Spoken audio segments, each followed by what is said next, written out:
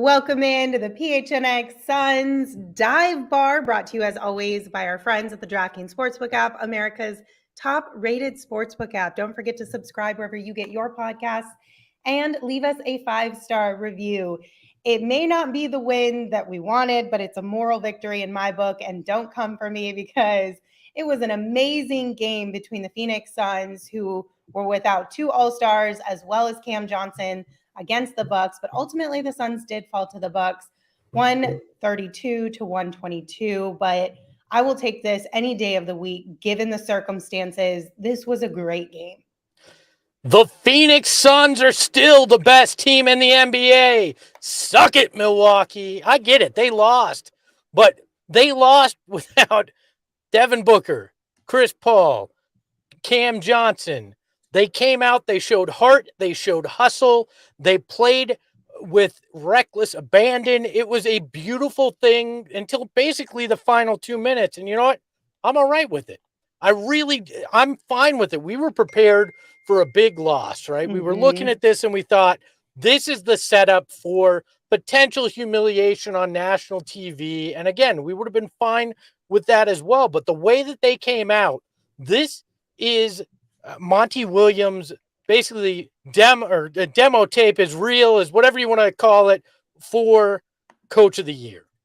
This spoke to Monty Williams and his ability to get his guys focused, to get them up for a big game, and not let them focus on the, oh, well, you know what, we're without all these guys. It is the Milwaukee Bucks.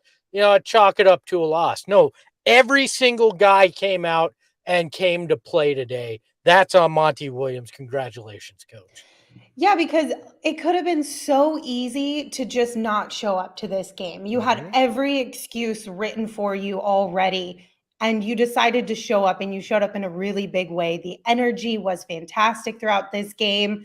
If we just look at the first quarter alone, right? The Suns forced 7 turnovers in that first quarter. They started this game out so well, and they maintained it throughout the entire game, minus a couple ends of quarters. We won't go into that too much. I still just am so proud of this team because, like we've said, every excuse in the book, you're without 3 of your top players on this team, and you still were able to perform in this way. Not mad at it at all. Also, Saul is in the chat right now, and he just spelled my name wrong, so we're in a really big fight.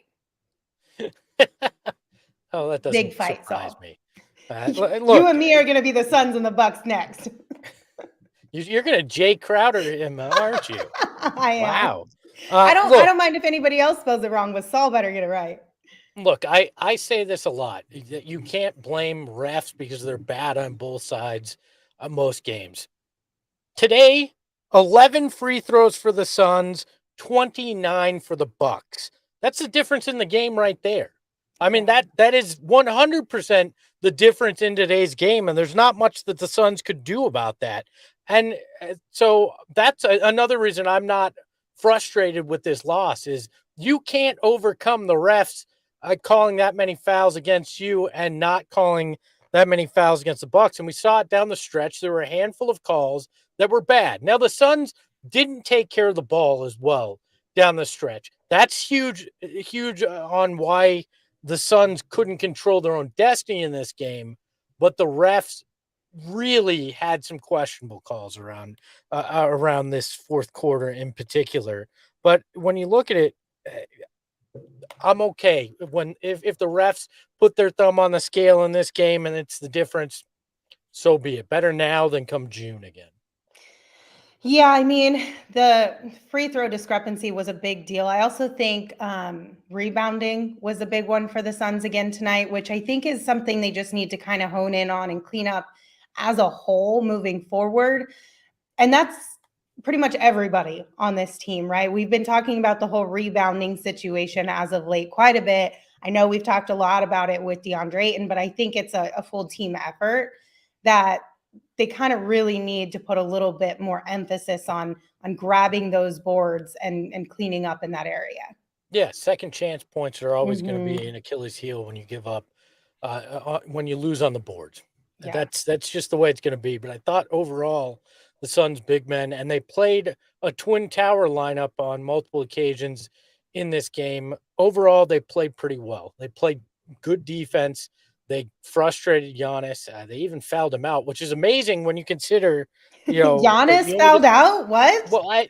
you only get 11 free throws, yet somehow you fouled Giannis out as part of it. It's impressive to watch, but for me, we talked about it pregame, right? The Mm-hmm. Suns were not missing uh, the big men that they brought in this offseason and during this season as well to counteract what happened against them in the finals with the bigs for Milwaukee. Those guys played very well, played very good defense, especially in the second half against Giannis. I get that the rebounds are concerning, but they did what they were supposed to do from a defensive perspective against the Bucks bigs. I'm encouraged by that. And when you add back in Devin Booker, Chris Paul, Cam Johnson, it's a much different game at that point. Even Mm-hmm. somewhat defensively, you're going to have Chris Paul and out there as well. Down the stretch, they struggled in the clutch in this game. Obviously, that's where Devin Booker and Chris Paul are at their best. So I'm not going to sit here and say, well, if they had fill in the blank, they would have won, because I'm not a Denver fan. But I will say I was encouraged by today's game, and it should make people think twice especially nationally, when they want to bag on this team for one reason or another. This was a hell of an effort. Absolutely. All right, Espo, let's go to the bar. Let's get things started. We can talk about some of the fun stuff that came out of tonight's game. Let's start with some drinks. Let's go to the bar. We're going to have a Landry Slam-It, because, we all want to slam a drink after the loss, but damn, Landry coming up big tonight. He finished with 17 points on 5 of 12 shooting, got to the free throw line, had 5 assists as well. This is the game we've been waiting for Landry to have. We talked about it on Friday, that it started to feel like some of his confidence was coming back, that when you're in your head and some of this stuff is mental for a shooter, all it takes is getting a little bit of that confidence. Tonight was the game that should do that for Landry. This should put him where he can be a contributor the rest of the way. Really enjoyed watching his play, and especially in that first half. That was why he was a big part of why they had the lead at halftime. Absolutely. I mean, we've talked about this before, but the silver lining of Devin Booker not being with the team right now is that it allowed Landry to find more rhythm. It allowed him the opportunity to shoot his way out of this slump, or whatever you want to call it, and to shake off that funk and overcome the mental fatigue that we know. He told us the mental side of it is what's the worst part of this. Like, his injury is fine. It's just mentally locking in and kind of getting over this hump. This is exactly what Landry Shamet needed. He needed to shoot his way out of the funk. And it feels like things are really turning the corner for him, or as Gerald likes to say, the law of averages, right? Like, Yeah. this is Landry coming into his time here with the Phoenix Suns. And it couldn't come at a better time, because for one, we don't know when Chris Paul and Devin Booker are going to be back. And two, if he can really figure it out and get this rhythm locked in before the playoffs, if he does see time in the playoffs, that would be tremendous for this team. Yeah, if you can never have too many shooters. It's the biggest and oldest cliche in the NBA, but it's also true. You Mm-hmm. can't have enough shooters, especially when it comes playoff time. And if Landry is going to hit those shots when he's open, that will be big. Even if it's 5 to 10 minutes that you get out of him in a playoff rotation, he hits 1 or 2 threes.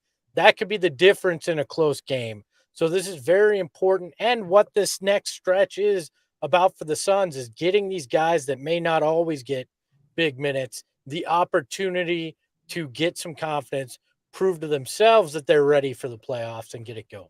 Mm-hmm, absolutely. I hope this keeps going with Landry. Love to see it. Really proud of him. So here is a bouquet of flowers to Landry Shamet.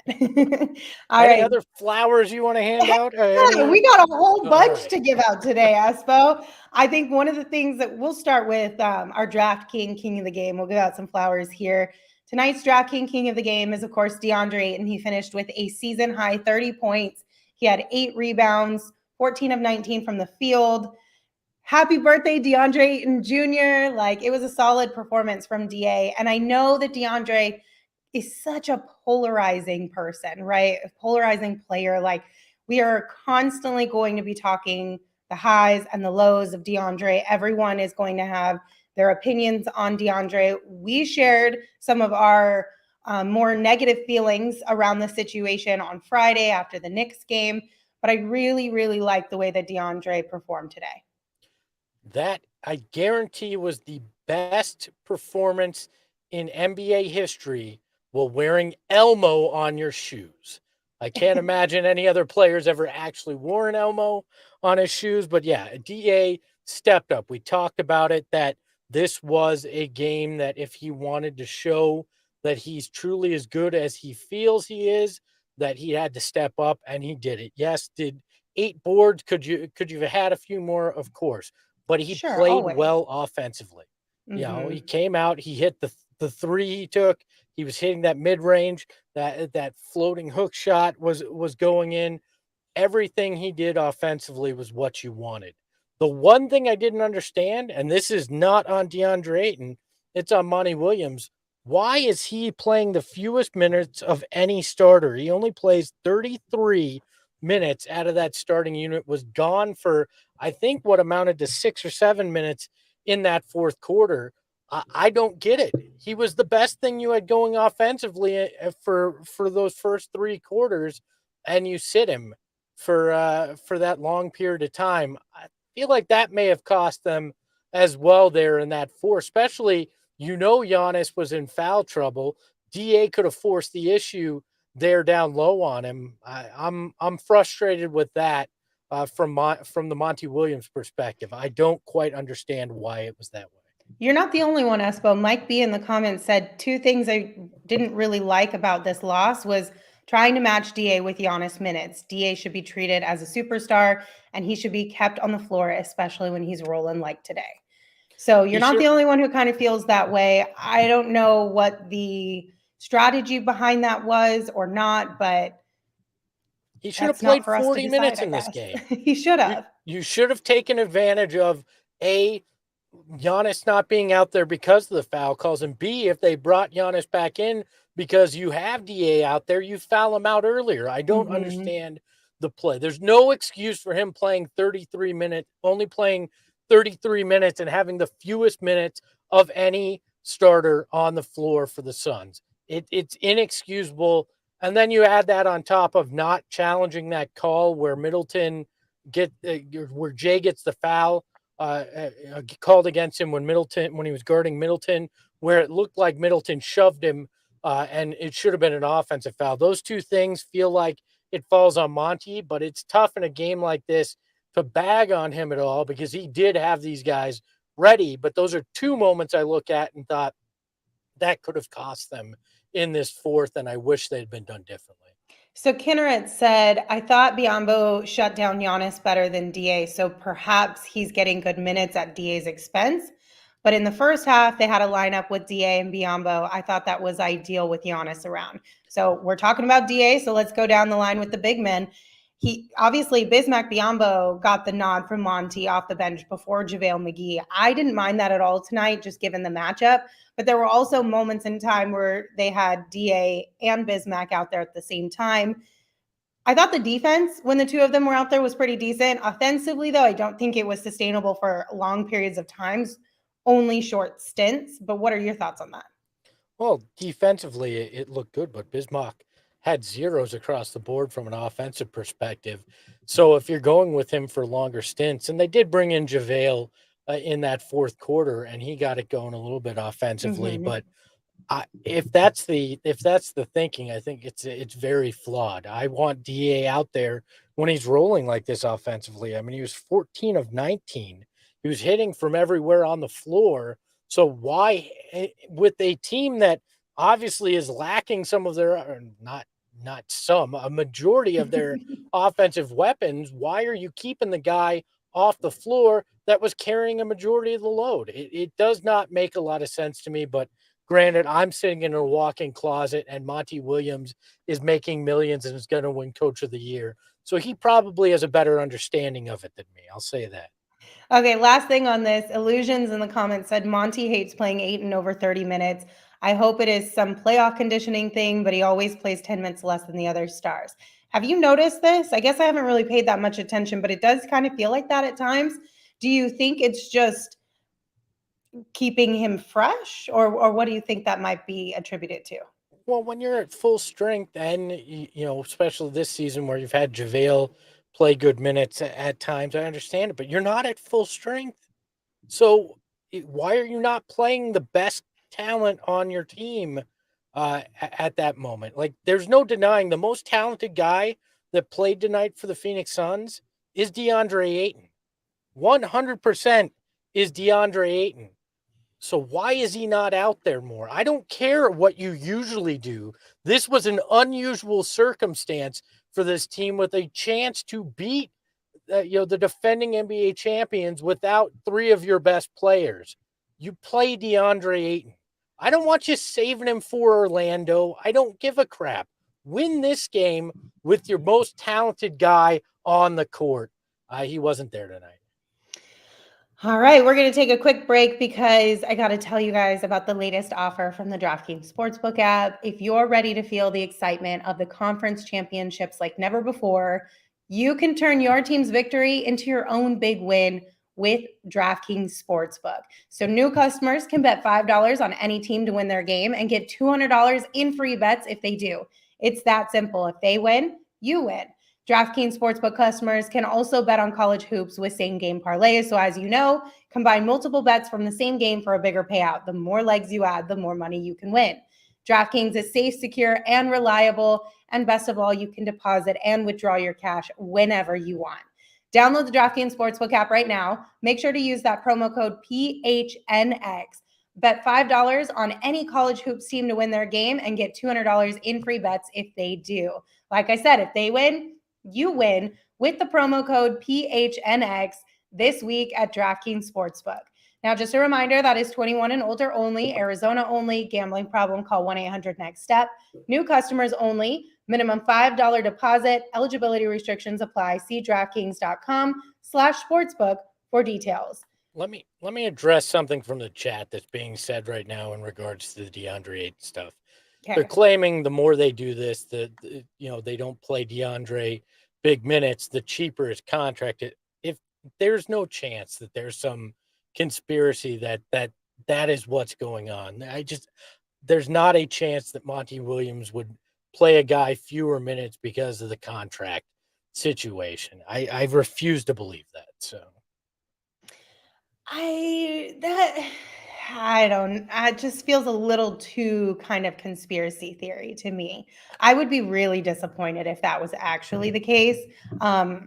I don't know what's going on in that front office, so I can't speak to it 100%, but I feel like that would just be that's a little outrageous, I think. Yeah, I'll speak to it. It's not happening. That is not what's happening in that front office. There's not a chance that you would potentially sacrifice games just to screw over one guy, especially a guy that has not said anything publicly, has played the game the way, the contract game, not the game of basketball, the way that he should. Not a chance. I just don't see it. Yeah. I'm all for a good conspiracy theory. We all know that, but they're always fun. They're always fun. All right, let's talk a little bit about the point guards. Cam Payne, Aaron Holiday. So Cam Payne was 1 point shy of his regular season career high. He finished with 23 points and 8 assists. Cam seems like he's really feeling himself. I mean, there were a couple times in all the games since he's come back, a couple lapses here and there, a couple missed shots. Patrick mentioned he thinks he kind of ran out of steam there towards the end. But overall, I think Cam Payne, we've gotten a really good Cam Payne back from this injury, which I know was something that we all had discussed a few times, like what Cam Payne are we going to be getting back when he does return? I like this Cam Payne. Yeah, I mean, he had 8 assists, only 3 turnovers. He seemed to, at times, when you get the Cam Payne that was struggling earlier in the season, he seems to be out of control at times on the offensive end, making moves that, what is going on? He played within his game tonight, within himself, didn't have those moments and came up big offensively. I liked what I saw from him, how he was able to get his teammates involved. So look, yeah, maybe he ran out of steam a little bit there at the end, but he also was only in his third game back after being out Mhm. since the middle of January. So you got to keep that in mind. Conditioning is going to come into play, and he was out there giving it his all, even if that was the case. So Yeah, and then Aaron Holiday, he made his brother work tonight. That's for sure. I tweeted this at Gerald when he kind of mentioned it. I so desperately want to see the text messages in whatever group chat, whether it's the family group chat or just the brother group chat, that are going back and forth right now, because it's probably so much fun on both sides. yeah, he had a play where there was an inbounds play to Drew, and he was covering him full court, knocked it away from Drew. It took an unbelievable save going out of bounds under the hoop for Drew and the Bucks to keep the ball. That epitomized it for me. He was in his brother's grill anytime they're out there together, and I love that. Then he also was guarding Middleton, got an offensive foul on Middleton at one point, even though he was giving up major height. This guy is special.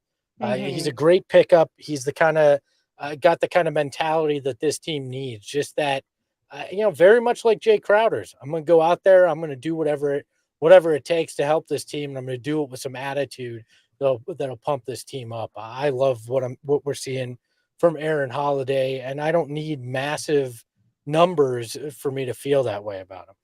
Yeah, absolutely. I mean, he did finish with 8 points and 4 assists in 18 minutes, so not a terrible night at all. But that brotherly Ri- the Rivalry, there's the brotherhood word. rivalry. Good work. Yeah, that's got to be super fun for them all.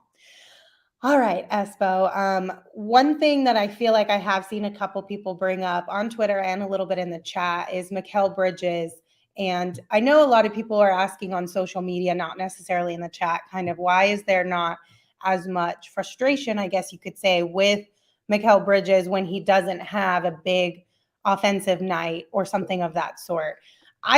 Like Mikal Bridges did have a little bit of issues at the start of this game. You know, he was 0 for 5 through the first 2.5 quarters of this game, but he did finish with 14 points. And he scored prior to the start of this game. He scored in double figures in 13 of his last 14 games. Sometimes I think with Mikal Bridges, like we've talked about, obviously his load defensively is huge, and that takes a lot of effort and energy. But I also wonder if maybe it's just because sometimes his games are so quiet, because he has gotten into double figures quite often over the last, you know, month or so of games. If it just feels too quiet, that it's not flashy, it's not loud, that maybe that's why sometimes it's easy to kind of see the differences there. I don't know. What do you think? Look, there's one reason and one reason only why Deandre Ayton takes more heat than Mikal Bridges, and it's 9 draft spots. He Yeah. was taken number 1 overall. If Deandre Ayton was taken 10th overall, nobody'd say crap. They'd be thrilled with the way that Deandre Ayton plays. That's the benefit that Mikal Bridges gets in this. And you know what? He's likable, and right or wrong, nobody can question his effort the way that they find a way to question DeAndre Ayton's. I don't think it's fair in most situations the way they question DeAndre Ayton's, but that's the reality of it. Mikal always looks like he's hustling, but Mhm. the defensive things I struggle with, because DeAndre Ayton is supposedly the anchor of that defense, right? So he's putting as much defensive effort, having to guard multiple different positions, bigs. He's getting up and having to guard guys at the perimeter on switches. He does all these things, and Mikal obviously gets the toughest defensive assignment every night. But that's part of it's just the perception, right? If those Mhm. two guys have been flipped, Mikal goes 1, Da goes 10. It's the other way around. The heat's there. Plus, Mikal got 90 million. DeAndre Ayton wants the max, and Yeah. there's the other thing. But there's no excuse for Mikal Bridges to have 0 rebounds in a game. 0, which is what he had today. You want to Yeah. talk about problem on the boards, you need him to have some rebounds as well. I don't need him to have 10, but 2, But a 3, handful. that could make the difference, especially Hmm. keeping Milwaukee off the offensive glass. It would have been big. Now 12 or 14 points in the second half. He helped keep the Suns in the game when Milwaukee was trying to push that lead in that third and early in the fourth. But look, he needs to do better on the boards and defensively.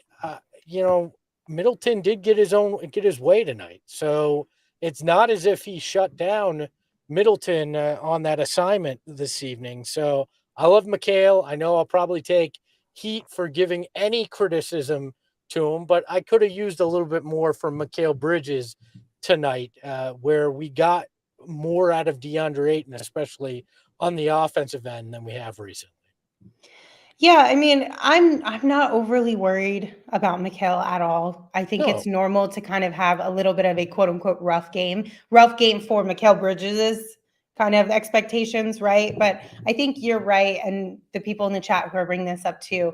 I think the biggest reason that Mikal doesn't get a lot of flack versus DA is just the amount of money that each of them were asking for or are still asking for at this point in time. and Because to be I get that. to be fair to Mikal, he did have 6 assists and a couple very pretty assists among that. So I don't want to get too harsh on him because of the rebounding. He did step up from an assist perspective, but yeah, could have used a few more rebounds. But he's always going to get more of a pass than Deandre Ayton because of draft position and contract, and it's just not going to Mhm. change. That's going to be the way it is. And you know what? Fine by it. DA should use that as motivation sometimes if he needs to find motivation. Josh said we all agreed not to freak out before the game started, so no need to freak out after. Exactly. Absolutely. Yeah. I mean, let's to put a bow on it again, right? This exceeded at least my expectations. I would guess a good majority of people's expectations by a mile. Oh, I there were times in this game where it was almost like, how are the Bucks staying in this one? You might be saying it a little bit tongue in cheek and not fully like putting your neck all the way out there, but there were times where it was like the way that this team is playing, they could, if you had told me they were up 15-18 on the Bucks, I wouldn't be surprised. You know what I mean? But the Bucks were able to hit some really hard shots. Obviously, as we mentioned off the top, the free throw discrepancy, the rebound discrepancy, those were big things that were factors against the Suns in this one. But the Suns played a fantastic game despite all of the odds being against them with the players that they had out today. yeah, and it came down to Milwaukee had their clutch player, in particular Middleton, out there in the final 4 minutes. The Suns didn't have their clutch guys. It's Mm-hmm. that simple. That's what this game came down to, and good on Milwaukee. They did what they were expected to do, and the only people that had this game pegged right on were the DraftKings guys. They had them at +9, and it was a 10-point game. They did I don't know how they do it, But but they the figure thing it is, out. though, is that the most frustrating part about that is if you just looked at the score, it also, this one doesn't tell the full story either, No. right? If you just looked at the score and that DraftKings, like, what is it? The line? Is that what Yes, it's the called? A line. Yes. DraftKings line? Thank you. You wouldn't know what happened in this game. And it's so frustrating. And I wonder if they take that into consideration, if there's some way that they track that. They I just don't they know. just have the almanac from Back to the Future, and they know how this is going to work. I mean, there's got to be something like that because it's eerily impressive how close it is in most cases. Yeah. So we got an update from Gerald. He's still waiting for the players. So we're not sure if he'll be able to join us on the show or not. If he doesn't, we'll have an update for you on our Twitter at PHNX_Sun. So be sure to follow along there. I do have some tweets, though, that he sent out that I want to share because I know we talked about it off the top, but it's been brought up a lot in the chat. So in case you missed it, the free throw discrepancy, right? So Gerald tweeted out that Monty said, quote, "The pattern that we're having to deal with from a free throw perspective is just getting old." Then Gerald added in, Monty first noted the Bucks hit a lot of tough shots, but he reiterated multiple times how frustrating the free throw discrepancy is every time these two teams play. Monty also mentioned the Suns need to be better at keeping teams off the offensive glass, but he pointed out the 29-11 free throw discrepancy despite Phoenix only having one fewer shot in the paint.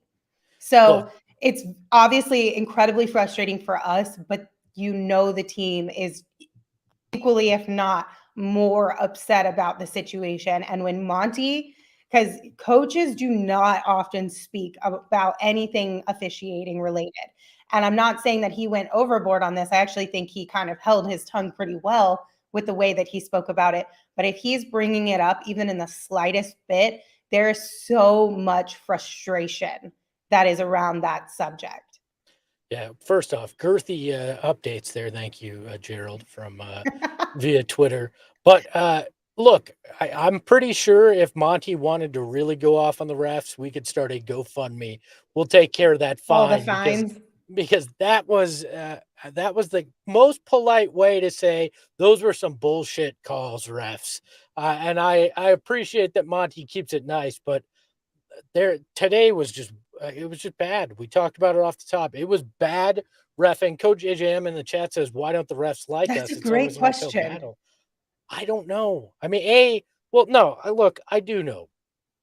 There's not a traditional superstar on this roster, and this league is built around calls going to superstars, which I know sounds odd saying in a game where Giannis fouled out, but Giannis also traveled significantly a few times, got and hacked guys that didn't get called as well. Superstars get calls. The Suns don't have a traditional superstar in the lineup, so that's part of it. And you know what?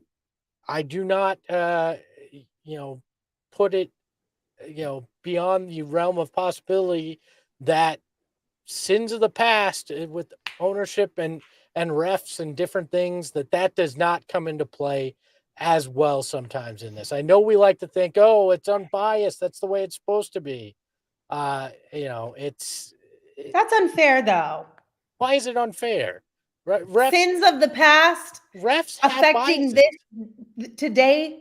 Yes, That's refs not have fair. biases. I None believe of it's I fair, understand that. I'm saying Lindsey. it's not fair. Lindsey, I hate to burst your bubble, but none of it's fair. That's not the way it works. And like many things, it's just unfair sometimes. And I'd love to tell you refs are unbiased, but there's biases. There's things that come into play. It would not shock me if at times, there's outside forces that push on it that point out certain things to call during games. All this. It's all a possibility. It's all in the realm of possibility. Okay. I'm going to take us down the conspiracy theory rabbit hole. I know you're Let's going to hate go. this one, but Otis in the chat said Espo, it's not bad reffing. The refs are making these calls on purpose. And then you talked about, having a little bit of bias. At what point do NBA officials all gather together, or the NBA gathers them all together and says, listen, we got to work through this and create a clean slate? Or at what point do they decide to start making changes with their officials? Never. This is the league that had Tim Donaghy. And if you want to go feel really bad about reffing and go down the conspiracy theory rabbit hole, go listen to a podcast series called Whistleblower. It was an 8-part series that dove into the Donaghy issues and talked about how it may have went significantly further than Donaghy. You want to get angry about things, go listen to that. It's well done, but it makes you realize that if the NBA were ever going to do something and have a major overhaul, it would have been at that point when the Tim Donaghy thing happened. And they didn't. There was not some major overhaul. And I'm not saying every referee is corrupt. Definitely not. I still think there's just bad calls that happen in every game against all teams because of the human element. Yeah, and that's fine. That's fine. But when you have a guy like Monty Williams bringing up the issues of officiating in this particular matchup over the last 2 seasons, that screams red flag. Because Monty's not playing to complain. He's not that type of person. No, but I don't. I'm sorry, Look, I'm putting you in a really awkward position no, because I'm you're mad at not. you about something you have no control over. I don't want to sit here. I don't have any proof, so I'm not going to say refs are corrupt against in this particular matchup. I'm just saying nothing would surprise me if there were different factors going on. But really, I think this comes down to Giannis is the face or one of the faces of the league. The Suns don't have that guy. Middleton somehow gets more respect than the Suns guys, and that's what's going on here. Is it's something that started early in this league, that the superstars get the benefit of the calls, and that's never changed. It's fundamentally ingrained in the NBA and basketball that superstars, I mean, there was a whole book called The Jordan Rules because he got preferential treatment. That's the way the league works, and it's not going to change, and they're never going to fundamentally change it because they understand that the faces of the league are what sell things. It's what brings in national draws, and the only hope the Suns have is that Devin Booker's ascension continues and he becomes one of those faces of the league, a true superstar in the league's mind, and thus gets those calls from the referees. Until then, this is the side of things I think the Suns will always be on when it comes to calls. So Buckdog in the comments said to address it is to admit it even happened. Much easier to sweep it under the rug. I agree. That's probably the approach they took because they didn't want to have to open the door for questions there. And then it opens the door basically forever. Once you admit it happened once, then now you're going to always be in question down the line if it's happening a second time or a third time or whatever. And I don't think they wanted to pull that thread and really understand how deep it went, because then, I mean, do you unravel a whole league? Do you corrupt championships? What happens if you pull that and all of a sudden, it takes everything down? That's the reality of it, because in the end, it's $1 billion business. And you don't want to do anything. You can't hurt that bottom line. Exactly. You don't want to kill the golden calf because you got too curious about what was really going on and you outed yourself. Can we put Code JJM's super chat back up as well? He said, we're getting to the foul line when we had Ricky Rubio and Kelly Oubre. I'm starting to think this is a CP3 problem. I didn't see CP3 out there tonight. It still was a problem. I get it. He's part of the team, but I'd have to go back and look. I wish I could tell you I knew exactly what the free throw stats were in the bubble run Suns with Oubre and Ricky Rubio, but I don't have that kind of a memory to tell you exactly what it was. But my guess is that's more of revisionist history than actually the way it is. But I'll have to go back and look to answer that question more accurately for you, Code JJM. I wish I could off the top here. All right. Anything else on the officiating? I know I don't like to really sit on it too long, but I figured today we'll give it a little bit more time than normal because it is a frustrating time for that. Anything else? Monty did the right thing by bringing it up in his post-game press conference. It forces the league to consider it. It makes the refs, it puts the refs on notice that, hey, they're willing to say something. And that's really when you kind of see things. You probably see a overcorrection against Orlando would be my guess, that the Suns have a very large discrepancy in their favor on Tuesday night in free throws. And that kind of just helps the conspiracy theories continue. But that's the way it happens. You have a night like this, you point it out, and all of a sudden it's corrected in the next game. Because correct me if I'm wrong, and I don't know the ins and outs of how all of this works. I've never been privy to any of these conversations, but I believe that coaching staffs can submit like official documentation or forms requesting reviews of certain calls. So I would think that if Monty is at the point where he's saying out loud, at least a handful of those may have been sent in the past, or in the recent past, right? If he's gotten to the point where he's saying it out loud to media, they've probably already gone down that route a little bit. Yeah, you wind up, you can submit film. They take a look, those kind of things. And it's done to make a point. It's Mhm. done to make sure that the league is correcting refs on egregious calls. So I'm sure they'll submit a handful of things. I'm sure in that. I don't remember if that Jay Crowder foul was in the final 2 minutes, but if it was, wouldn't shock me if that final 2 minute report says they got that call wrong. There's nothing more frustrating than the final 2 minute report, right? It's like after you get out of a relationship, somebody admitting to all the things they did wrong and apologizing. It's like, well, You're like, what "Are the you hell good does serious?" this do me? I've moved on. Thanks a lot. Not a fucking help here. That's kind of the way it feels. That report is so damn frustrating. So I'm sure there'll be a few things in it tomorrow that they go, oh yeah, we got the call wrong. It should have gone the Suns' way. So.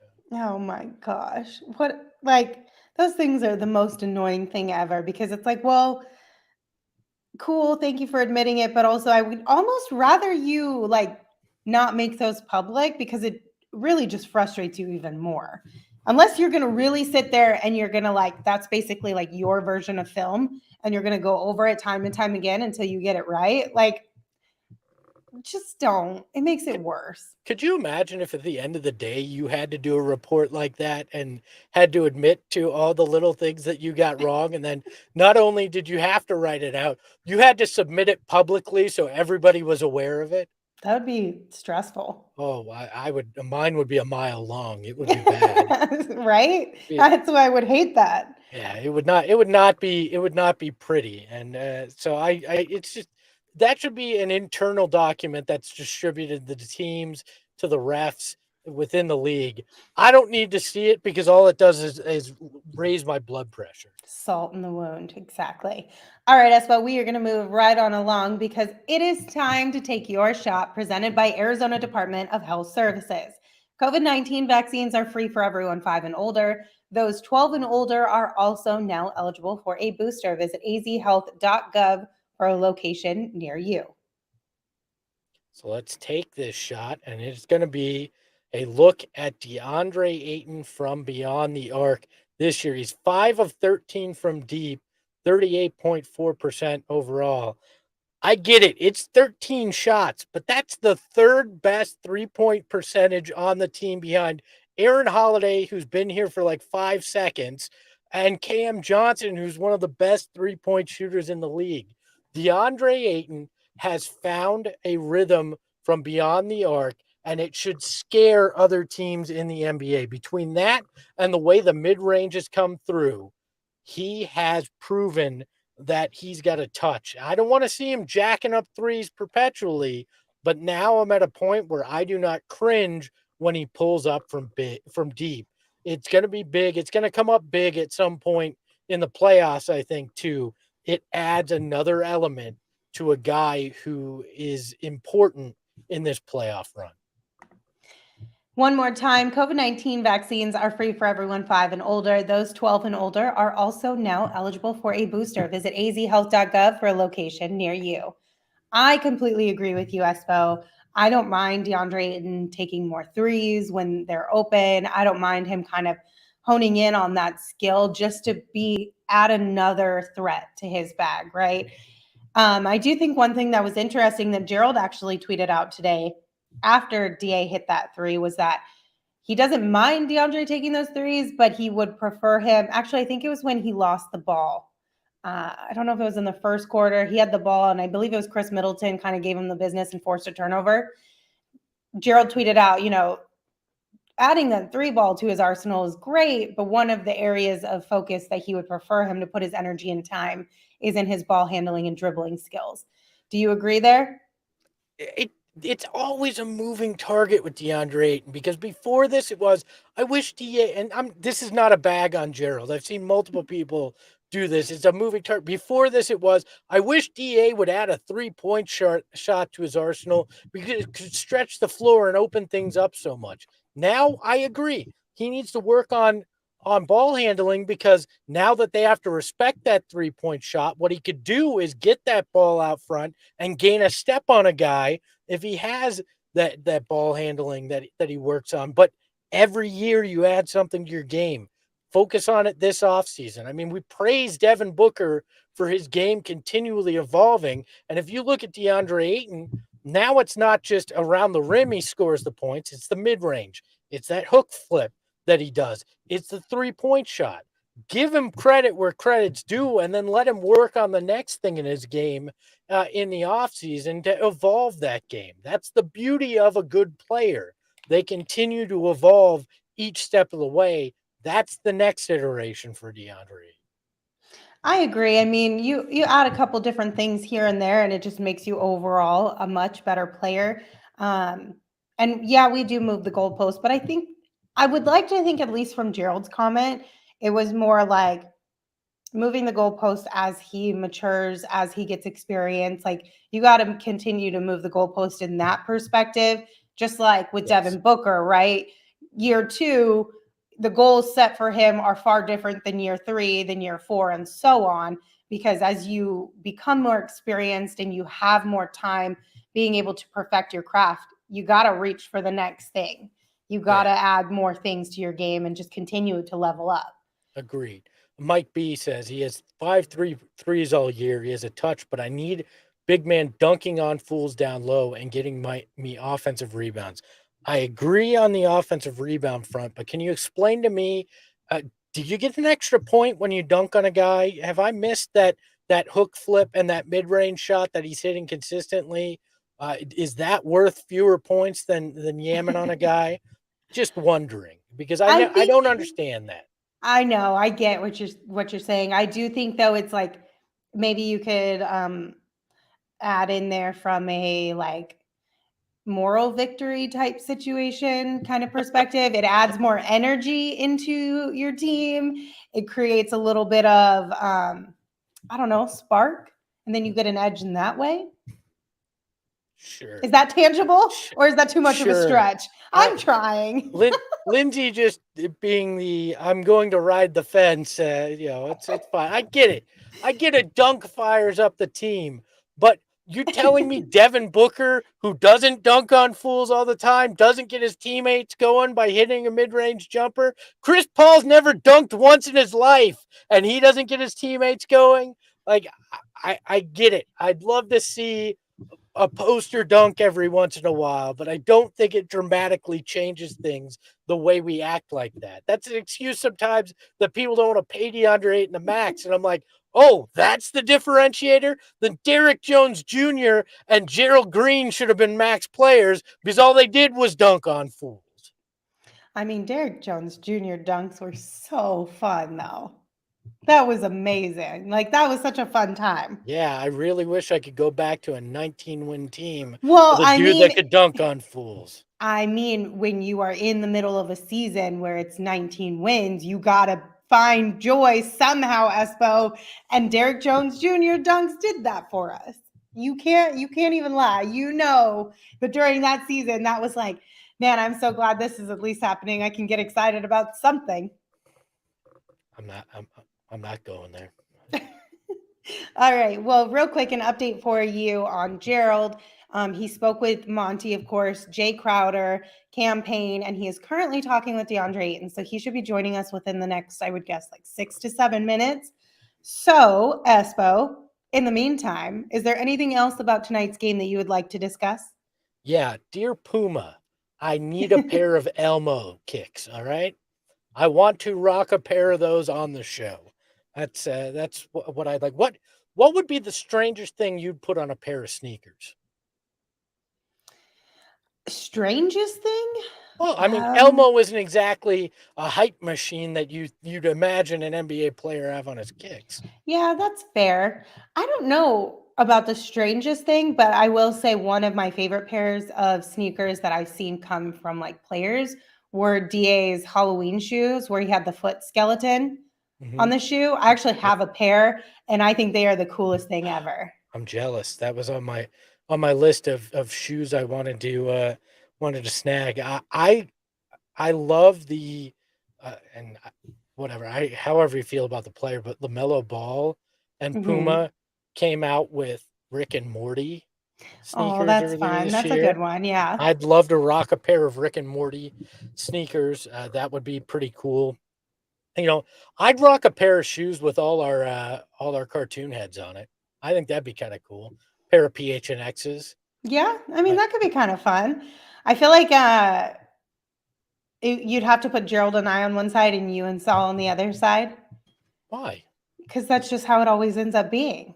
You like Gerald more, and I get stuck with Saul. I see how it is. All right. It's not me, Espo. That's just Then how we end up getting lumped together. screw the rest of you. I'm throwing things in the studio. Yeah, you're That's how so angry. I'm really frustrated. sorry. Just throwing things. No, look, if that's the case, I'll just put my own head on the shoes, and you guys can get your own cartoon Wear head shoes with shoes. your own face on I'll just it. put my own face on it. It'll be Go. cool. It'll That's be like my legit. own shoes. Screw the rest of you. You know what would actually be really cool on a pair of shoes? The Point God design of our t-shirt that we just Oh, released. That would be pretty big yes. on a pair of shoes, especially if you put it like this would only work if you had really big feet because then the toe area is much larger on your shoes. But if you had that stained glass design right there on the toe of the shoe, it would be really cool. Why But not if you make have the small feet, it wouldn't look as good, I don't think. make the whole shoe the stained glass pattern and put the point god thing on the tongue? That's a good idea. That's what I want. That's All a right, really way better idea, Espo. now I'm gonna get some cool kicks. Now We I should do gotta that. figure out somebody to custom make those for me. You should, and then we can make it a giveaway. And we don't get the Hell shoe no, I'm gonna made. wear them. I don't get Yes, my shoes. you can wear them too, but we can make one pair that's a giveaway. Okay, But we fine. don't make the shoe until the person wins so that they can actually pick their size. I think you need to bring one of those skeleton shoes in so we could put it up on the set too. I've thought about it, but I'm so nervous of it getting like jacked up because I love those shoes. Don't you have two? Didn't you get the pair? Yes, I have the pair. So then you keep one at home that doesn't get jacked up, and you have one on the set. I mean, come on. I'll consider it. I got to figure out. I don't know exactly where they are. I have so many boxes of shoes there, and they're in the box still. So it's probably that Converse or one of those boxes right behind you there. No, those are my shoes. Oh, okay. Hey, look who's here. It's Gerald. Hello, everyone. I am 10 feet tall today. Gerald, how's Milwaukee been treating you so far? It's been good. It hasn't been too cold, and I got some delicious frozen custard last night, so that was pretty solid. Unfortunate ending to today's game, but other than that, it's been pretty good. Gerald, before I ask you a question, I'm glad to see that Phoenix isn't the only place that the guy with the really tall ladder gets on behind you. In Milwaukee, he's there as well. He just follows you. What Monty have to say today in regards to just the way this team came out and played and the heart that they showed, especially through those first three quarters? Yeah, I think there was a good deal of frustration on his part with the way that this game ended, not because he was displeased with the way his team executed or, he had a lot of good things to say about the way they competed, especially shorthanded. But I think the frustration stemmed from the free throw discrepancy. I asked him down the stretch, was the difference just Milwaukee shot making? Because Chris Middleton and Drew Holiday hit a lot of tough shots in that fourth quarter. It seemed like no matter what the Suns could do, they couldn't stop them. But, he said as much as he's going to credit them with their shot making, he said it's frustrating to run into this same problem against this team in terms of the discrepancy. It was 29-11 tonight. He brought up, Giannis having 85 free throws in 6 finals games the last time they met in the playoffs. So he made sure to call attention to that. And he was saying, I don't know what we can do, especially in a game when he said the Suns only took one fewer shot in the paint. I'd have to check that to make sure he's right on that. But if the shots in the paint are that close and the free throw discrepancy is that big, there's something weird going on there. And he seemed pretty annoyed that they keep running into that problem against this particular team, especially on a night when it would have been nice to cap off this sort of moral victory with an actual win. Yeah, it was definitely an overall really impressive game from the Suns. I think it exceeded our expectation by far. I know you got to talk with Deandre Ayton and you asked him about rebounding, I believe. Can you share with us what he said? Yeah, I mean, Dwayne asked him first, what sticks out to you about this game? And he said rebounding. He said, I have to be better about my rebounding. I haven't been rebounding the way I'm supposed to. And it's, it is a team thing. It's not all on DA. So I don't want to pin this all on one guy. A lot of people noticed that that key offensive rebound that Giannis got over the back where he just didn't kind of put his body into him. It's those type of plays that we've seen multiple times over the last few games that just can't happen. Some of it, like we've talked about, is a matter of coverage when DA switches onto the perimeter and they're blitzing guys. You know, a lot of times it's Jay Crowder, it's Mikal Bridges, it's shorter guys who are having to fend off these rolling bigs. And that's hard to do. They've had problems with that. Monty also pointed out in the, you know, post game that the rebounding has to be better. They gave up 14 offensive rebounds today, and that was a killer for them in the finals as well. So it's something that I think they're going to need to turn their attention to. I asked Jay Crowder, like, what needs to change with the rebounding? What needs to get better?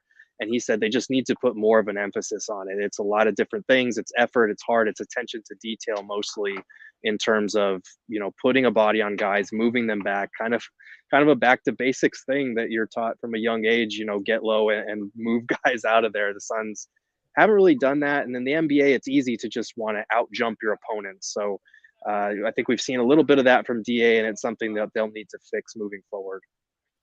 Did Monty give any explanation as to why DA only played 33 minutes? He wasn't in foul trouble, only had 2 fouls. Was their best offensive player this afternoon. It seems very odd that he played the fewest minutes of any starter. Yeah, it is odd, but at the same time, I do think with DA, especially with the load that he had offensively today, and then how much they need him defensively on the glass, I really do think it might have come down to conditioning. Not to say that DA is in bad shape or out of shape or anything like that, but it's very rare that we see him outside of the playoffs play upwards of 36 to 40 minutes a game. This probably would have been a game that called for it, but I do think it might have been a matter of DA just being tired, especially because we see the defensive effort. It kind of wanes from time to time when he is also tasked with having such a big offensive load like he did today. And he was phenomenal for them on that end of the floor. I don't want to lose sight of that because we're talking a lot about the rebounding thing and it is an issue, but they're not even in that game if he is not just automatic from around the basket and especially from that mid-range. And that was something we also talked about, how much that's been a release valve for the Suns offense without, Cam Johnson, Devin Booker, and Chris Paul today. I know you got to go ahead. Just one follow-up in terms of that. Did Monty talk at all in terms of challenging that foul late in the game that was called on Jay Crowder, where it looked like that Middleton may have actually pushed off on him? There were a lot of fans wondering why the challenge wasn't used in that situation. Yeah, kind of a curious call not to in retrospect. I know there was a lot going on at that point in time, and I think they were still wrapped up in the goaltend that they thought was a goaltend. I think looking back at the tape, it was probably a block, and I know Payne said that was a hell of a block, a big-time block by Giannis. And he said he hesitated on that layup. So I think they were still wrapped up in that. We didn't ask him about it specifically. But Monty has always kind of been averse to the challenge rule. I know he frequently talks about how frustrating it is not knowing, okay, if I challenge this, what's going to be the potential outcomes here? Like, can they overturn it? Can they, especially the past couple of games where they've had a challenge that they've come back and ruled the challenge successful, but get called a foul on another player. So it's really not successful. I think he struggles with kind of the minutia of that type of situation. So in this case, I think that would have been a good use of a challenge, but Monty doesn't seem to like the challenge in general. Yeah. It's kind of tough to navigate that space for sure. I know you got to talk with Payne, share what he shared with you, but also I want to get your thoughts just on how he's played since he returned to action. Yeah, I had asked him the other day about whether, he was still trying to get his sea legs back because it was only his second game and he hadn't shot well in either one of those games. Today was a lot better, 9 for 19. And he did say he felt like he was getting a little bit more in rhythm, but the two things that stood out to him the most were the two mistakes that he made late. They were sticking in his head, the turnover that he had, and then that layup that got blocked by Giannis. He said he hesitated a little bit, and he said that ultimately cost him. So he was very complimentary of the game that Jrue Holiday had. I think Holiday had 17 in the fourth. And he said that's something he can learn from, is watching that type of performance in terms of executing down the stretch. Obviously, he has Chris and Book to watch from, but it's a little bit different when you're out on the floor and competing against a guy like that who's just playing lights out down the stretch. He said that's a teaching moment that he can learn from moving forward. The last thing I got for you, Gerald, I'm curious. We haven't talked about this yet. I kind of just forgot about it, to be honest with you, but I know a lot of people in the chat had mentioned it too. Mikal Bridges tonight had a lot of tape on his left shoulder. Are you in the know on what's going on there? Is it just a little bit of soreness, or what are your thoughts? Yeah, we didn't get a chance to talk to him after the game. We spoke to Jay Crowder, Deandre, and Cam. But we will probably have an update on him tomorrow, assuming they practice in Orlando. So we'll make sure to keep everybody informed and on the loop about that. All right, cool. Yeah, definitely see if you can get some answers for us, because I know that's a little bit of a concern, or it could be a concern that we all at least want to be in on have some insight on. So Gerald, thank you so much for joining us. We appreciate your time. Have fun out there on the road. I'm sure Florida will be a little bit nicer than Milwaukee. So enjoy that one. Thank you. I will. You guys take care. Bye, Gerald. All right, guys. Well, that'll do it for us today. Thank you for joining us. We really appreciate you being with us in the chat. We appreciate you listening to this. If you're on audio, whichever platform you listen to your podcast on, just a quick reminder, go phnx.com, become a member today. You can get your first month for 50 cents, or you can get a free t-shirt of your choice from our locker when you sign up. You also get access to our members only Discord. And of course, the biggest reason to sign up is the fact that you get to read all of the amazing articles that Gerald puts out. We have exclusive content over there. And it's not just the Suns, it's every team in the Valley that you love. So head on over to Go PHNX and become a member today. Espo, any final thoughts before we say goodbye? No, just as tough as it is to lose a game for only the 13th time this season, rarely can you say you have a moral victory when you're that good of a team. This was a moral victory. Absolutely. We're going to take tomorrow off, but we will be back on Tuesday, starting with a pregame show live right here on our YouTube channel at 4:30 p.m. before the Suns take on the Magic. And then a quick reminder, Wednesday, we are going to be live in person at the Ainsworth in downtown Phoenix. If you guys are able to come hang out with us, watch the game there, enjoy some food, some beverages, some giveaways, please, we'd love to have you down there. So come hang out with us. But if you can't, of course, we'll be live with you as always. Until then, you can follow the show on Twitter at PHNX_Suns. You can follow me at Lindsey Smith AZ. You can follow Gerald at Gerald Bourguet. And of course, you can follow Espo at Espo. Espo, take us home. Championships aren't won in March. Ahoy, hoy, everybody.